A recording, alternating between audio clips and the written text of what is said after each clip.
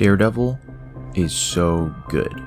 It's all about the gritty interpretation of a damaged individual and how he copes with his actions. You got this Catholic dude who's constantly struggling with his shit. You see him letting down people he cares about, and even the physical toll that his vigilantism has on his body. Oh wait, you thought I was talking about Charlie Cox in the Netflix series? No, wait. I'm talking about the high-flying, acrobatic Daredevil 2003. Yeah, that's right, we're going there. Back in the Wild West of the early 2000s, our current flood of superhero movies hadn't happened yet.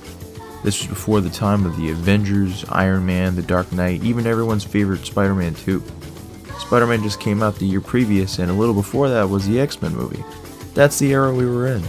The I'm a superhero movie, but let me see if I can hide it era, where Spider-Man is the exception. The era where most superhero movies tried to hide the colorful costumes of the source material. You actually go outside in these things? What would you prefer? Yellow spandex? Like, you may have an opinion on this movie, or you might have heard about it, and chances are the consensus might not be great. But before we rush to judgment, just take a look at some of the behind-the-scenes footage. That's what we could have gotten. They were even considering making the costume black. They were going to give him ears. The director wanted to make this movie so bad he stayed and repitched his take after the property switched studios.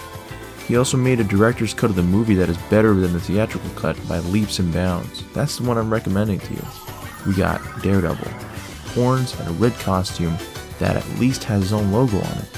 Catholic guilt and grittiness mostly intact alongside a great bullseye, an awesome Kingpin, and a funny Foggy Nelson. That sounds awesome. And it is, especially for 2003. And personally, I just love the soundtrack filled with the rock of the time. It dates the movie, but in an endearing way. It feels like a Daredevil who existed at that time and that time only. When you watch it, it feels like you're getting a time capsule to oversized clothes, frosted tips, and thirsting after superhero movies because only one came out a year.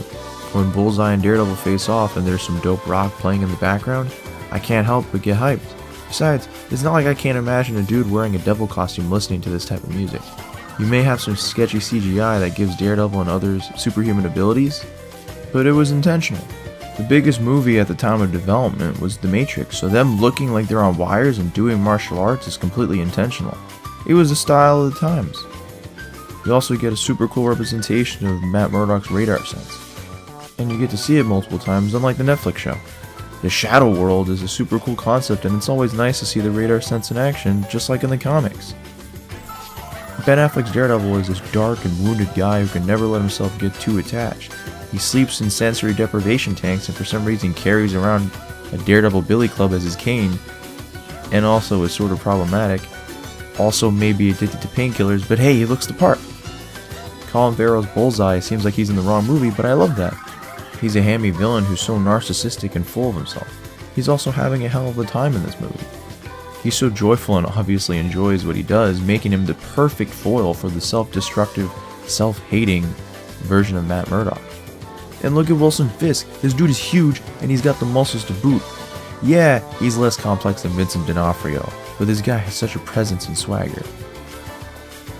And also Elektra, she has her size, and that's really all that's redeeming about her. And yeah, it might seem like they're trying to jam everything into one movie, but at least it's not filled with sequel bait. It's like the team knew that they would realistically have one shot at this movie. You got Daredevil in his origins, you got Fisk, you got Bullseye, you got Elektra, you got Ben Urich. You even have Foggy and Karen Page before she got stuck on 15 seasons of medical drama trash. That I love also, but let's keep that hush-hush. The people who made the movie had a clear love of the source material. They had the rare problem of loving it too much, given how many Easter eggs are just bursting at the seams. They tried to give the movie the stylings of a Frank Miller story, and at some points they succeeded. Daredevil 2003 gives us Daredevil moments and shots that you simply couldn't achieve with the grounded approach that Netflix did. And don't get me wrong, I absolutely love the Netflix show, but my point is, his version of Daredevil is perfectly valid and doesn't deserve to be ignored. Yes, it can be corny at times, maybe many times. And it's not the greatest movie in the world, but there's a lot of substance here. It might have a bit of B-movie DNA in it, but it's nowhere near the train wreck that most people think it is. And besides, it's got this scene. Go to hell. Diablo. Okay. But you'll beat me there.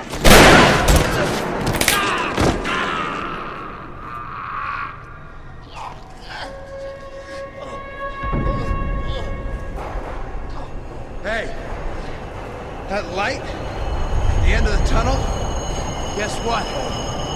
That's not heaven. I'm killing you, I'm killing you! That's the C train! I'm killing you!